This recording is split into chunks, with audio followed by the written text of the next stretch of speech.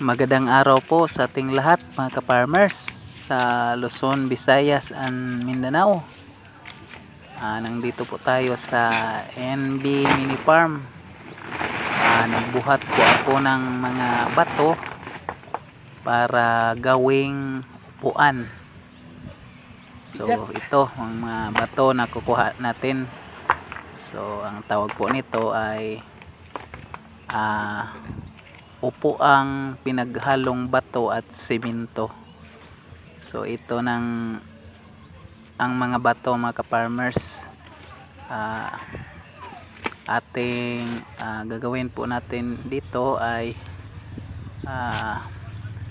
i-arrange muna itong mga bato dito, saka naggawa po tayo ng yung linsa para straight po yung lagay ng mga bato nating gawing upuan. So naka-ready na po yung ating mga bato. Ito na, natapos ko na yung unang pwesto. So dito naman po ako sa kabila, kasama ko yung pusa namin. So ito na mga ka-farmers, na ako, tapos na ako sa isa, at saka dito naman po ako sa ibaba na side.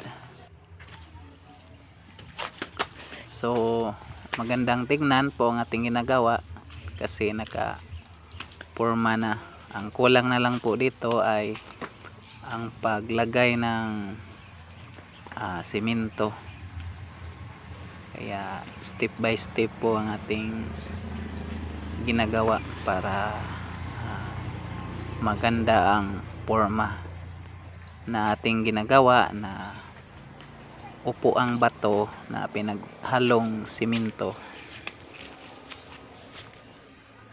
So ganito ang kanyang forma mga ka-farmers na wala pang simento.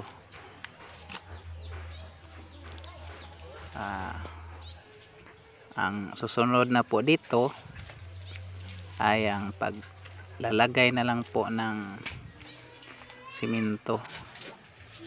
So ito na mga ka-farmers, naghalo na po tayo ng simento para ating ilagay sa ating upuan na bato, para pag upo natin ay talagang smooth na smooth.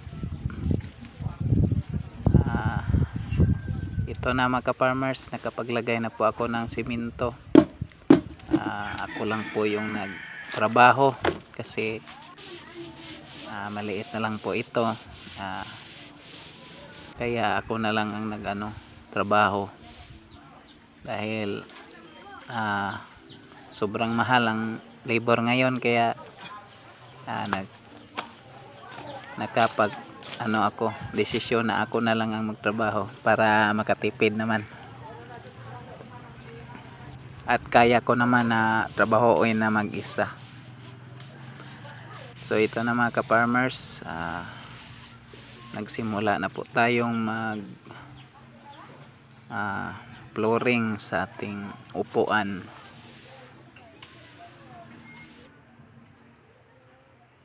So ito na kanyang forma mga ka-farmers.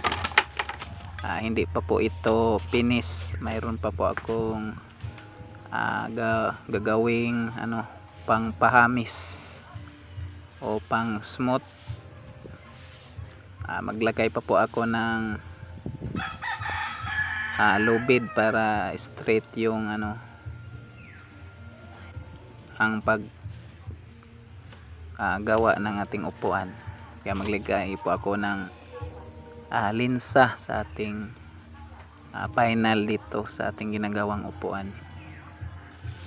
So ito na yung kanyang forma sa nalagyan na po natin ng simento. Talagang maganda na po ang kanyang forma. So kung nais nyong magawa, ganito lang, manood lang po kayo sa ating ginagawang video about dito sa ating ginagawang upuan na bato na pinaghaluan natin ng simento.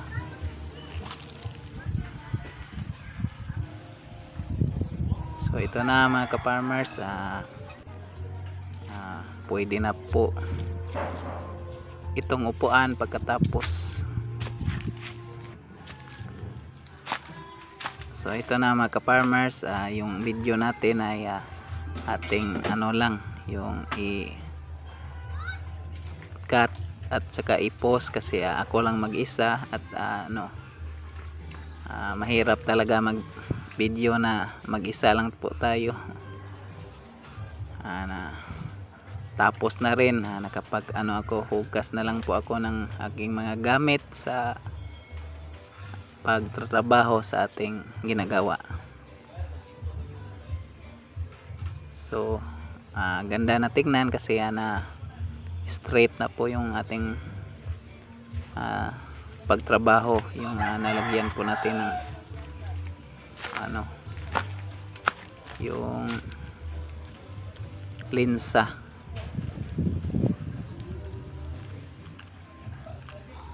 So ating iikutin para makita nyo ang porma sa ating ginagawa.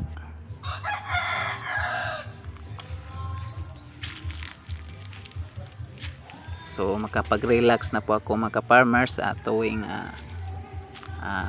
gabi at saka makapag-relax po tayo. Pwede na po ako dito na mag tuwing gabi dito na po ako mag cellphone at saka magpahinga. Pwede naman po siyang ay lagyan lang po ng sako yung flooring. So ito ang ganyang forma mga ka-farmers, maganda na, hindi na po makita yung bato sa ibabaw kasi nalagyan na po natin ng simento. Kasi maganda po talaga na mag landscape. So ito na po yung mga gamit natin, tapos ng hinugasan ko na.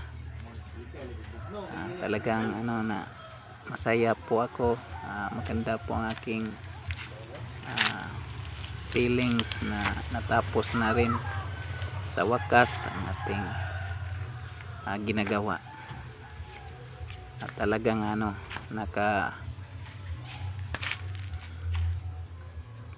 pag-enjoy talaga, na tuwa po ako kasi natapos na.